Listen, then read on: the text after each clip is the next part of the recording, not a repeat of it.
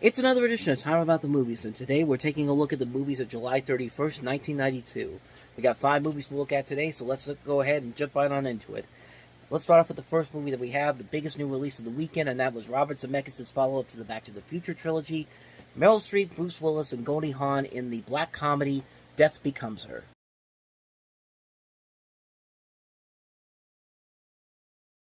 Okay, first things first, yes, the visual effects still hold up 30 years later. It's another one of those movies where you can look at it. This came out in 1992, it's now 2022, and the effects just, like I said, they still hold up all these years later. And this is a pretty good movie overall. It's very flawed, don't get me wrong, but you got Meryl Streep, you got Bruce Willis, you got Goldie Hawn. They're working off of each other so well. The comedy is very well done. Like I said, the visuals are impressive. There's some great practical effects put in there as well. And it's an overall really enjoyable movie. I really had a good time with it, watching it again recently. And really, it is just a ton of fun. You've got 2 great screenwriters here, David Coep and Martin Donovan, who really work this into a very good script that makes for a lot of good funny moments, a lot of good moments of comedy overall. And it really does feel like a Tales from the Crypt episode. Like, you hear the Tales from the Crypt theme song in the trailer there, and of course Robert Zemeckis produced Tales from the Crypt and actually directed some episodes, but it really does feel like something that you would see from a Tales from the Crypt episode. Only thing you're missing is the Crypt Keeper, but yeah, it feels like that type of a movie, but it's a very funny movie overall. The cast in here just works so well. The music by Alan Silvestri is great. The visuals are still very impressive. And so, I mean, it's still a movie that holds up many years later. It's a movie that's just so funny to watch. And just the ways that they create this black humor, this dark comedy all around. And just for how crazy they can go sometimes. It's just a ton of fun to watch on so many levels. It's a movie that really has grown on me over the years, and really it's become one of the best, one of Robert Zemeckis' more underrated films that he's made, because did not get a good reception at the time it came out, but it did very well at the box office. But over time it has grown to have this following, and I'm glad to see that more people are enjoying it just as much as I am. So that's my thoughts on Death Becomes Her. Terrific film. If you haven't seen it, by all means, please check it out. So with that said, let's go ahead and move on to the next movie that we have here, which is Buffy the Vampire Slayer. Not the Buffy the Vampire Slayer that you may be familiar with, but, okay, sorta, but we'll get to it once I show you the trailer.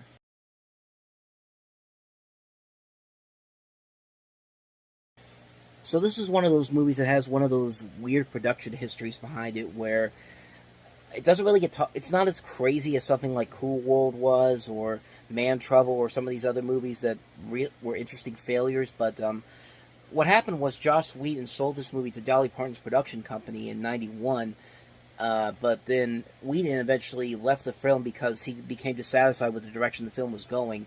The executives at 20th Century Fox removed a lot of the jokes that Whedon had there because he thought the humor would be too abstract for audiences. They disliked the darker elements in the script. They wanted a more lighter comedy. Merrick's suicide in the movie was replaced with him being killed by Lothos, I should say. And Buffy's burning down her high school gym to kill all the vampires or eliminate it altogether. And he just became very frustrated with it. He even got in it with Donald Sutherland, who described Whedon as entitled. I think he described Donald Sutherland as entitled to work with, difficult to work with, and he just walked off the set. And it's interesting how he was able to come back 5 years later and do what he wanted to do with Buffy the Vampire Slayer in the TV series, which eventually became a great show in the long run. And most people look at the movie and feel like it's a movie that doesn't work as well as it should compared to the TV series does. But honestly, watching this movie again recently, I didn't think it was that bad. I mean, I could definitely see why Whedon wouldn't have liked what they did with his original script, because it is very campy, almost to the point where it almost becomes annoying at times. But overall, it is still pretty fun. You got Christy Swanson playing the great leading role here in Buffy, and Donald Sutherland can be very good whenever he is, even if he was sort of entitled behind the scenes. He's still putting a good performance in there. A lot of people are putting good performances in here. Rutger Hauer is great in this. Luke Perry's in this movie, and he's doing very well. Paul Rubens looks like he's having the time of his life, and Really, I mean, considering what was going on at the time when he got caught masturbating in the porn theater and his career, many people thought his career was over. It actually turns in a pretty fun, over the top, campy role in this. But again, I could kind of see why Whedon wouldn't have liked this, because this wasn't the movie that he originally wanted to do. But I mean, for the most part, it's still a fine movie. It's not a classic by any means, and there's been much better comedies like this one before, but I don't know. From everyone that kept saying that it was a terrible movie, it was something that hasn't held up very well, I tend to disagree. I think it still holds up on its own merits. You can still enjoy the TV series that came after it, and still find some enjoyment in this movie as well. But maybe that's just my personal opinion. I know some people who really like the series but don't like the movie, and who knows? Maybe it's vice versa. Some people like the movie, some people don't like the series. It's just, it depends on, your opinion does matter here. But yeah, for me personally, I thought the movie was just okay. Like I said, it's no classic by any means necessary, but it doesn't take away from the fact that we still got a great TV show that was a completely different approach to it. That was kind of what we wanted to do all along. But like I said, I still enjoyed the movie for what it is. If you go in there with an open mind, you might find some enjoyment in it as well. So, with that said, let's go ahead and move on to the next movie that we have here, and that's the animated film Bebe's Kids.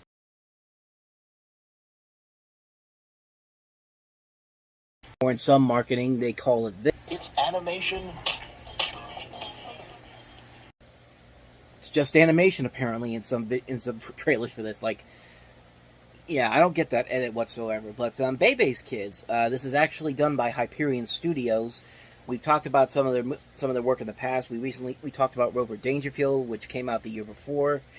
And in a way, this is kind of similar to Rover Dangerfield, except that Robin Harris is not playing a dog character here, and it's not even him in this particular movie. It's Faison Love, because I think at the time Robin Harris had actually died before this movie actually went into production. I could be wrong on that. I'd have to double check, but I've seen this movie many times before. I've seen it I've seen it once a lot of times on video. I used to watch it all the time on, like I said, on video, and then about 20 years after I watched it for the first time, I found a DVD of it at Half Price Books, which really, at the time I bought it, which was 2017, it was $40 because it was out of print, and luckily I didn't have to pay that much. It was still like $25, but still, $40 for that.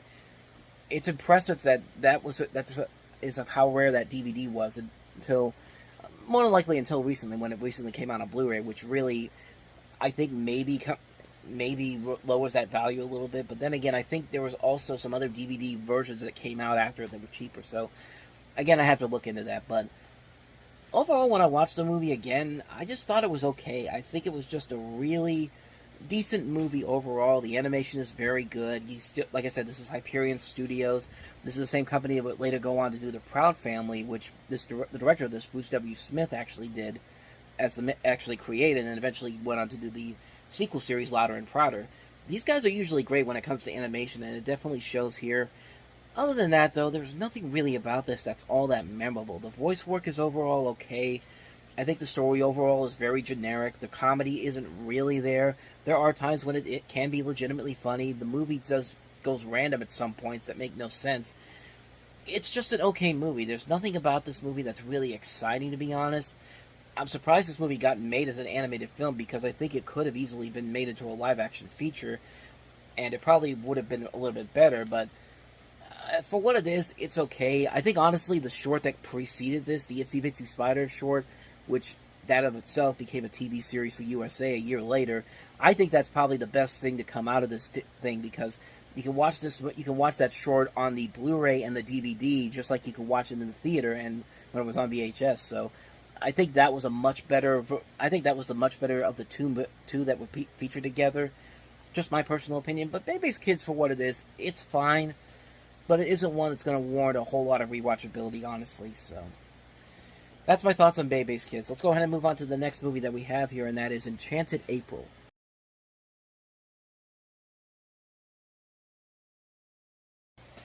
So the story here is you've got four women in 1920s England who leave their rainy, gray environments to go on holiday in Italy.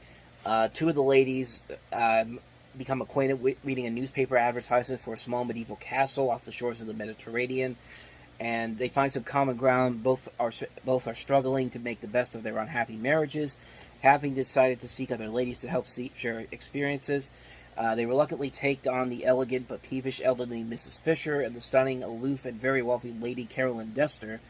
The four women come together at the castle and find rejuvenation in the tranquil beauty of their surroundings, rediscovering hope and love. I literally read this off of the Wikipedia page because I have never seen this movie, so I really cannot say too much about this movie. It's got a decent cast. Josie Lawrence, Miranda Richardson, Polly Walker, Joan Plowright, Alfred Molina, Jim Broadbent. Pretty good cast overall. The director of this is Mike Newell, who would later go on to direct such movies as Four Weddings and a Funeral. Donnie Brasco, he would later do Harry Potter and the Goblet of Fire. Oops, excuse me.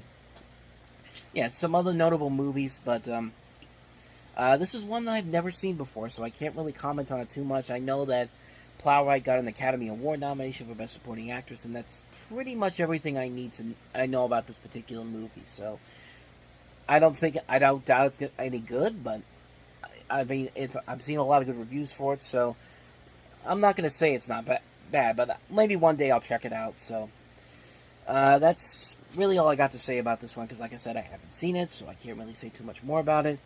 That's A Chance in April. Now let's go ahead and move on to the last movie that we have here, and that is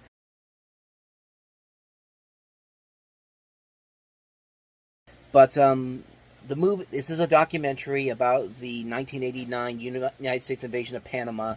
It recounts the events which led to the invasion, the death and destruction caused by the invasion, and the aftermath. The film is very critical of the actions of the U.S. Armed Forces. It highlights media bias within the United States, showing events that were unreported or systematically misreported, including the downplaying of civilian casualties. It also argued that the true purpose of the invasion was to prevent the then scheduled retrocession of the Panama Canal Zone to Panama, as agreed to in the Torrijos-Carter treaties. The film states that the U.S. government invaded Panama in order to destroy the defense forces, which were perceived as a threat to the U.S. control over Panama, and installed a government which would be friendly to U.S. interests. The film includes footage of massive graves uncovered after the American troops had withdrawn, and footage of burned-down neighborhoods.